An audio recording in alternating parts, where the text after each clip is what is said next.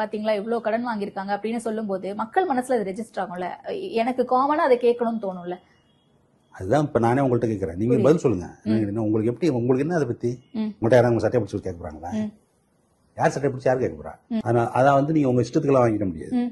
Eden கடனை வந்து நீங்க வந்து நான் அங்க வேணா வாங்கிக்கலாம், எவ்வளவு வேணா வாங்கிக்கலாம் வாங்க முடியாது. உங்களுடைய எக்கானமியோட சைஸ் எவ்வளவு, உங்களுக்கு எவ்வளவு அதுல இருந்து டாக்ஸ் எவ்வளவு வருது அப்படிங்கறத வச்சுதான் நீங்க எவ்வளவு பணம் கடன் வாங்கலாம்னு கணக்கு இருக்கு. அதுக்குமே வரம்புகள் இருக்கு. ஆனா டிஸ்ட்ரிக்ட் ஸ்டேட் வந்து இந்த அளவுக்கு growth இருக்கு, இங்க நம்ம கொடுத்தா அது grow ஆகும் அப்படிங்கறத பார்த்துதான் கொடுப்பாங்களா? அந்த மாதிரி எல்லாம் எதுவும் லிமிட் எக்கானமி எவ்வளவு பெருசு இருக்குன்னு பாப்பாங்க. ஓகே, இத வந்து அவன் கொடுக்கறதுக்கு ரெடியா இருப்பான். புரியுதா? சட்டத்திட்டங்கள் இருக்கு அதுக்கு. Okay okay.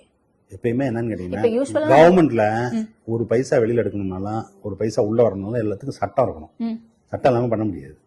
இப்ப கடன் வாங்குறதுக்கு சட்டம் இருக்கு. ஓகே.